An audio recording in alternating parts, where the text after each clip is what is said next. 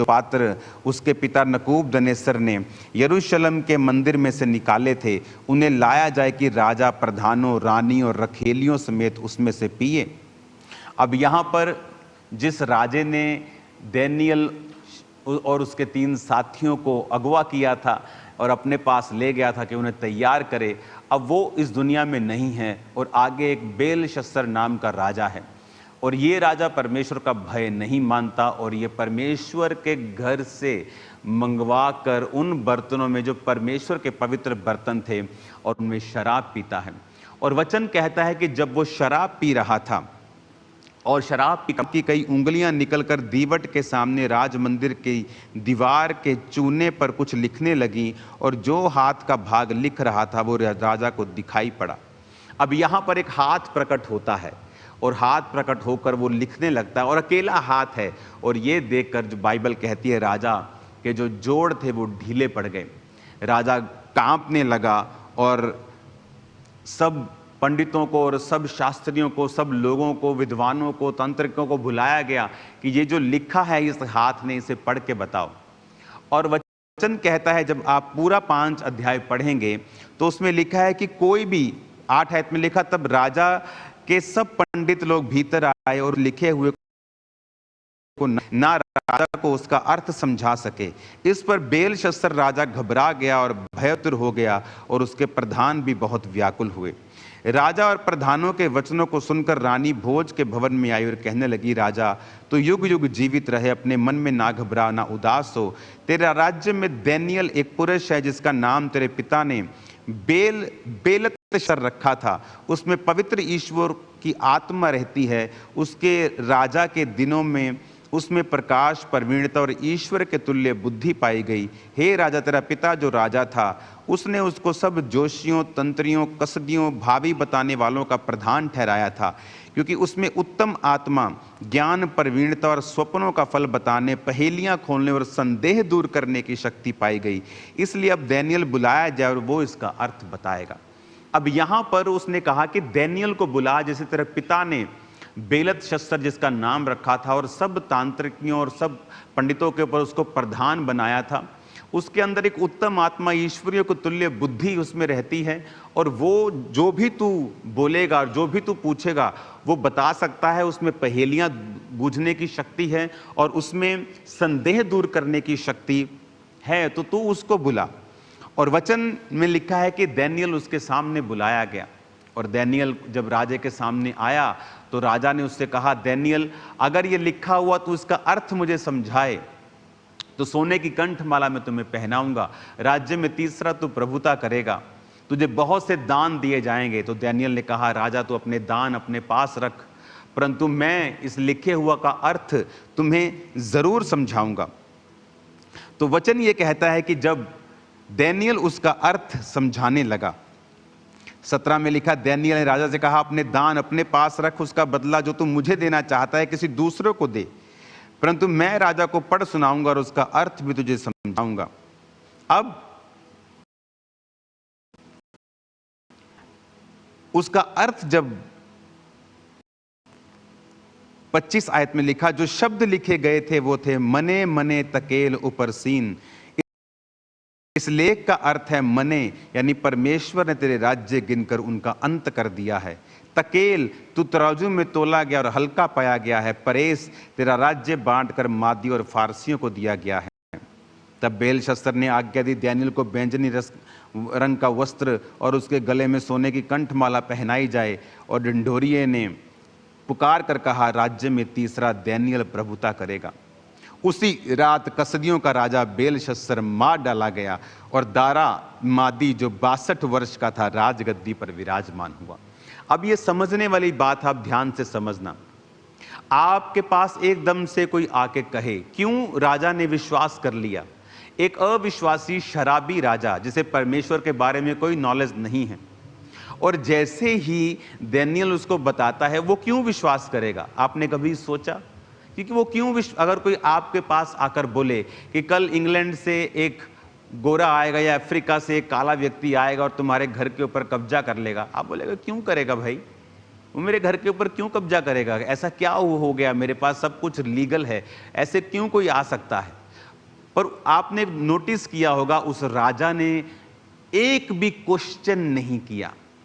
उस राजा ने एक भी बार उससे सवाल नहीं पूछा कि कौन है दारा, कौन है मादी, क्यों इनको मेरा राज्य मिलेगा। आप जानते हैं क्यों? हर एक राज्य की एक गुप्त सेना होती है, जैसे एजेंसीज बोलते हैं, इंटेलिजेंस एजेंसी, इंटेलिजेंस ब्यूरो, हर कंट्री के अलग अलग होते हैं। वो खबरें देते हैं जो आम लोगों को नहीं मालूम होती। यहां पर जो इस राजा की इंटेलिजेंस एजेंसी होगी वो उसको बताती होगी कि फलाना ग्रुप तेरे खिलाफ साजिश कर रहा है, हमें कुछ ना कुछ भनक मिल रही है, पूरी क्लैरिटी नहीं है, लेकिन हमें पता है कि ये दो जातियां तुम्हारे खिलाफ षड्यंत्र रच रही हैं। और जैसे ही दानियेल ने बोला, इसीलिए उसने कोई क्वेश्चन नहीं किया, क्योंकि उसके पास ये खबर शारीरिक रूप में पहले से थी। और जैसे ही दानियेल ने कहा, उसको मालूम था कि ये व्यक्ति सच बोल रहा है। हालेलुया। और बाइबल कहती उसी रात उन्हीं लोगों ने, दारा और मादी जो राजा बना, फारसी और मादी लोगों ने उसे मिलकर मार दिया और उस राज्य को ले लिया। अब वो राजा, उसको मालूम था कि ये व्यक्ति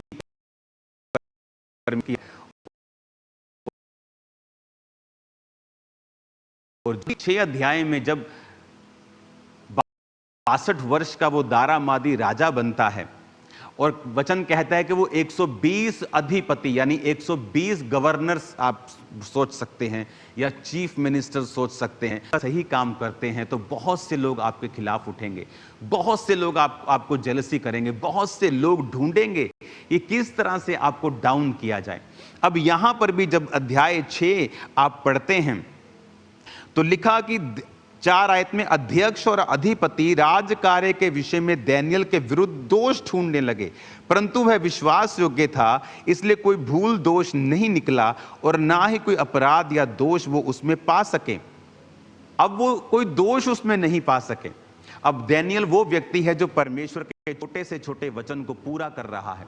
और धीरे धीरे जब आप परमेश्वर के संग चलते हैं और छोटे से छोटे वचन को आप मानते हैं, आप छोटे से छोटे वचन पर यकीन करते हैं, आप वचन के ऊपर पूरी तरह से चलते हैं। आज बहुत से पास्टर सेवकाइयों में स्ट्रगल करते हैं, लेकिन क्या आप पवित्रताई में हैं? अगर आप सोचें, क्या आप पवित्रताई में स्ट्रगल कर रहे हैं? वो स्ट्रगल ही है जो आपको ग्रो नहीं करने देता। जब आप स्ट्रगल फ्री हो जाते हैं, जब आप पाप से रहित हो जाते हैं, तब आप एक्चुअल में ग्रो करते हैं और परमेश्वर का रूह आपकी जिंदगियों से कार्य करता है। अब यहां पर दानियेल जो था, वो उसके विषय में कोई दोष वो ढूंढ नहीं पाए। वो बहुत ढूंढते रहे कि कहीं ना कहीं हम इसमें दोष ढूंढे और इसको डाउन करें, क्योंकि दानियेल एक पकड़ा हुआ एक लड़का, जस्ट एक बंधुए के रूप में उस देश में जिसने प्रवेश किया, और धीरे धीरे उसका रैंक बढ़ता गया, और अब वो एक तरह के उस देश के गृह मंत्री टाइप की पोजीशन में आ चुका था। एक तीसरा प्रभुता, यानी वो एक थर्ड था वो, कि उस राजा के बाद दूसरे के बाद वो तीसरी उसकी पोजीशन थी। वेरी हाई पोजीशन, रिगार्ड उसका लोग करते थे, लेकिन लोग अभी भी जो जेलसी करने वाले थे उसको डाउन करना चाहते थे, उसके खिलाफ षड्यंत्रों को रचते थे, किसी ना किसी रीति से हम इसे डाउन कर सकें। और उन लोगों ने एक स्कीम निकाली कि आओ हम दानियेल को उसी के व्यवस्था में फंसाते हैं। ये व्यवस्था में लिखा है ना, दानियेल इसको तोड़ेगा नहीं, हम इसी में इसको फंसाते हैं। और उन्होंने क्या कहा, राजा को आए और बोले, राजा हम ये मांगते हैं कि अगले 3 दिन तक तेरे पूरे राज्य में कोई भी व्यक्ति जो तेरे अलावा किसी और से प्रार्थना करेगा, वो शेरों की मान में डाल दिया जाए। राजा को फूंक दे देकर उन्होंने मना लिया, और राजा अंदर से नहीं जानता था कि ये एक्चुअल में प्लानिंग किसके खिलाफ कर रहे हैं। उसे लगा ये उसकी बेहतरी की बात कर रहे हैं।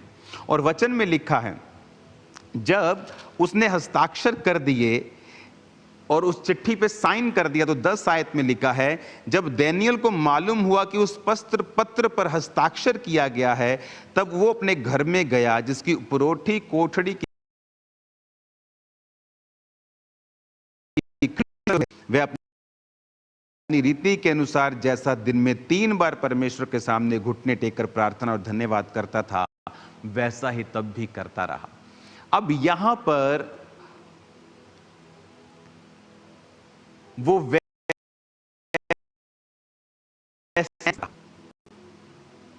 जैसा वो पहले प्रार्थना करता था,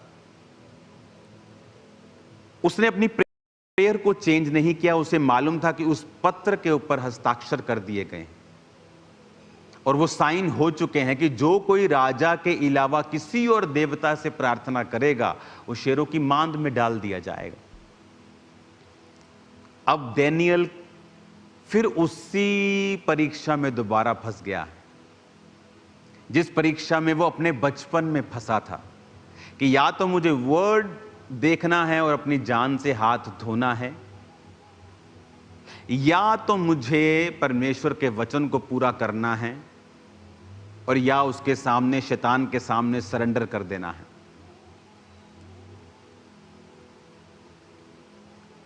विश्वास कैसे साबित होता है कि आप विश्वासी हैं? जीसस क्राइस्ट को मुंह से प्रभु कहने से आपका विश्वास साबित नहीं होता। अपने हाथों को उठा के जोर से कहो, पिता आज जो मैं सुनूं 100 गुना फलों को लेके आऊं। ऊंची आवाज में मांगो। ये क्यों हिल रहा लड़का है? क्यों हिल?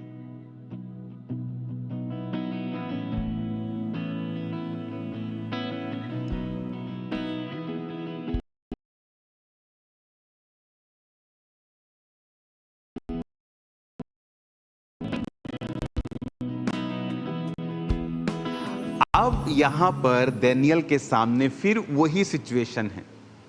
मैं महसूस कर सकता हूं जो सिचुएशन 2004 और 5 पे मेरी जिंदगी में रही और मैंने फास्टिंग के साथ उसे परमेश्वर के ग्रेस से हैंडल किया। 20 साल बाद फिर वही पोजीशन को मैंने देखा अपनी लाइफ में, और फिर परमेश्वर ने मुझे उससे निकाला। और ये दानियेल के साथ फिर दोबारा हो रहा है।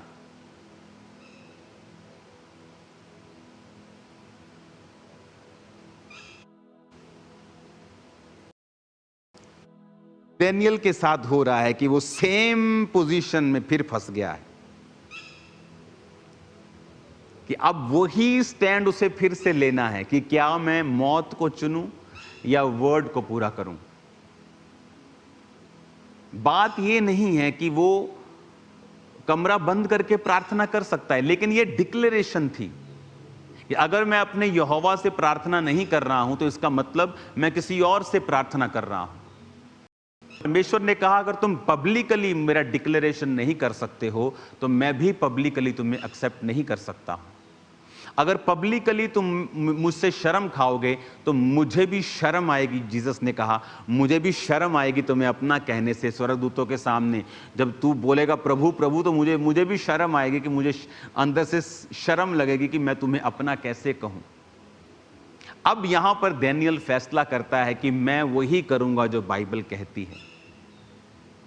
जिस विश्वास के कारण आप अपने मसीह के पहले दिनों में छुड़ाए गए, जब फिर से आप पर मुसीबत आई, क्या आप फिर नहीं छुड़ाए जाएंगे? क्या अगर फिर से आप वही विश्वास को अपनी जिंदगी में लागू करेंगे और उसी वचन के अब यहां पर दानियेल फिर उसी पोजीशन में फंस गया है कि क्या मैं परमेश्वर के वचन को मानूं। मैं आपको बता देता हूं, लाखों लोग फेल होते हैं, परमेश्वर के वचन को डेली पूरा नहीं कर पाते। इसीलिए क्रिश्चियनिटी में आप बहुत कम लोग हैं जो टू ग्रेट अचीव करते हैं।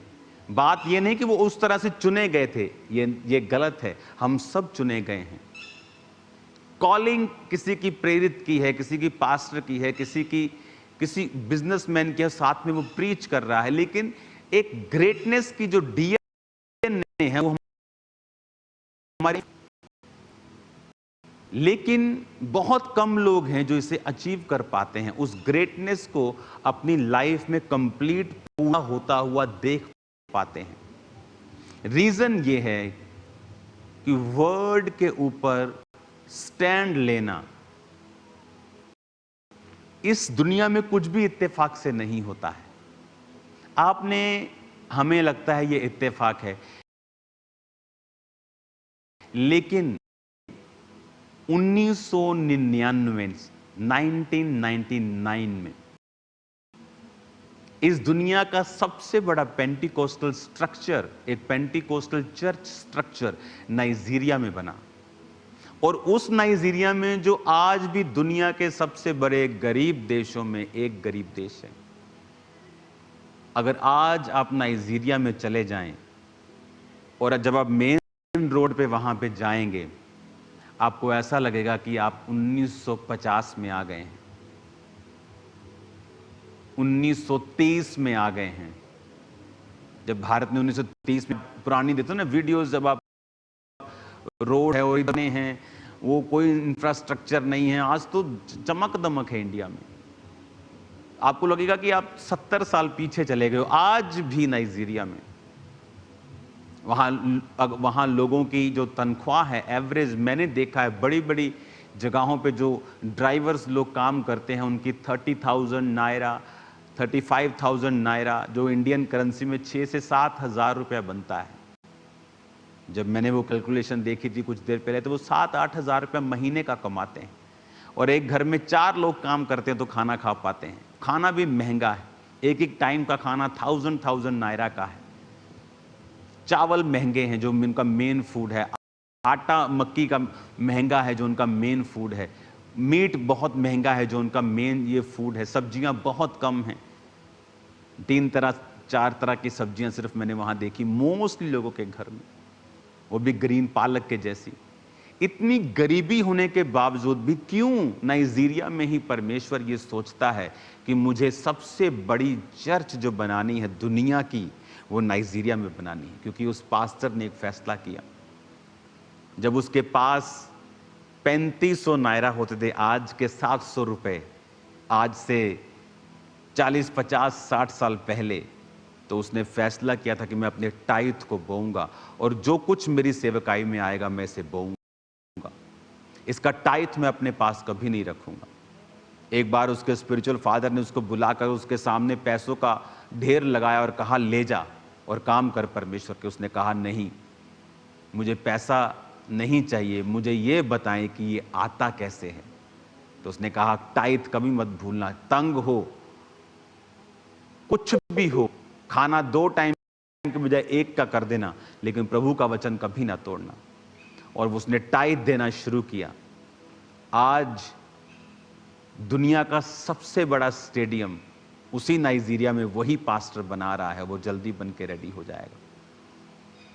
इमेजिन करो आज भी, क्योंकि वो रूल सेम है, जो वर्ड सेम है, और अगर हम उसे फॉलो करेंगे तो रिजल्ट भी सेम है। और यहां पर जब दानियेल प्रार्थना करता है और उसके विषय में चुगली खाकर राजा को बताया जाता है कि वो तो तेरी बात को नहीं सुना, अब बाइबल कहती है राजा उदास हो गया और शाम तक उसे बचाने के प्रयत्न करता रहा। अपने वकीलों को बुलाया, अपने मंत्रियों को बुलाया और पूछा, क्या किसी तरह से हम उसे बचा सकते हैं? कोई क्या कानून कोई ऐसा है कि मेरे हस्ताक्षर किए हुए पत्र पे की भी रोक लग सकती है, या कुछ ऐसा कोई कुंडी डाल दो बीच में कि ये बच जाए। और उनके पास एक भी योजना नहीं थी कि राजा, जब तेरा हस्ताक्षर हो गया और तेरी अंगूठी की छाप हो गई, उसके बाद तो उस आज्ञा को खुद भी बदल नहीं सकता है। ये जुबान बदलने वाली बात होगी, तेरी जुबान पे आ जाएगी, तेरी इंटेग्रिटी पे आ जाएगी। और बाइबल कहती वो उदास हो गया और रात पूरी उदास रहा। उसने कुछ नहीं खाया, कोई सुख विलास की वस्तु नहीं उसने भोगी, और दानियेल शेरों की मांद में डाल दिया गया। तड़के होते ही राजा भागा और दुखी भरी वाणी से चिल्लाकर उसने कहा कि क्या तेरा परमेश्वर, 20 में लिखा, तब राजा गढ़े के निकट आया और शोक भरी वाणी से चिल्लाने लगा, दानियेल से कहा, दानियेल, तेरे हे जीवते परमेश्वर के दास, क्या तेरा परमेश्वर जिसकी तू नित्य उपासना करता है तुझे सिंहों से बचा सका है? दानियेल ने राजा से कहा, हे राजा, तू युगानुयुग जीवित रहे। परमेश्वर ने अपना दूत भेजकर शेरों के मुंह को ऐसा बंद कर दिया कि उन्होंने कुछ भी हानि नहीं की। इसका कारण यह है कि मैं परमेश्वर के सामने निर्दोष पाया गया, और हे राजा, तेरे सम्मुख भी मैंने कोई भूल नहीं की। जितनी ताकत है खुदाबंद के नाम की तारीफ करो जितनी ताकत आपके हाथों में है। Hallelujah, hallelujah. कहता मैं परमेश्वर के सामने निर्दोष पाया गया। बिग स्टेटमेंट कि क्या आप परमेश्वर के सामने निर्दोष हैं? क्या आपकी जिंदगी ऐसी है कि आप परमेश्वर के सामने पवित्रताई में हैं, प्रार्थना में हैं, निर्दोष हैं? राजा दुखी था और राजा ने जब उसे बाहर निकाला उसे खुशी हुई, और उसके बाद जिन्होंने चुगली खाई थी वो अपने परिवारों बच्चों समेत उस शेरों की मांद में डाल दिए गए, और वो भी डाले ही थे, शेरों ने उसे पकड़कर हड्डियों समेत फाड़ दिया और मार दिया और खा लिया। इसलिए वचन कहता है कि जो तुम्हारे खिलाफ गड्ढे खोद रहे हैं वो अपने गड्ढों में खुद गिरने वाले हैं। समय आएगा, अगर तुम परमेश्वर के साथ निर्दोष हो और सही रीति के साथ चल रहे हो, तो उचित समय पर परमेश्वर अपना हाथ तुम्हारे जीवन के ऊपर फिर दिखाएगा, और फिर इन लोगों को, इन मक्कारों को प्रूफ करेगा कि परमेश्वर तुम्हारे संग है। परमेश्वर ने कहा इन कुत्तों से चौकस रहो, इन काट कूट करने वालों से चौकस रहो। ये काट कूट करने वाले कुत्ते हैं जो फाड़ डालना चाहते हैं। किनको कह रहा है? उन लोगों को जो तुम्हारे ही बीच में होते हैं और तुम्हें डाउन करना चाहते हैं।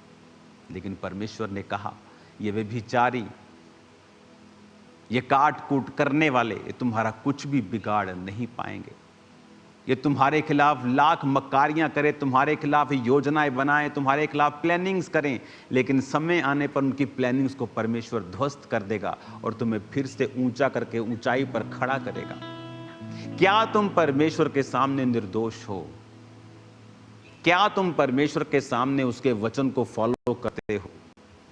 क्या तुम आज भी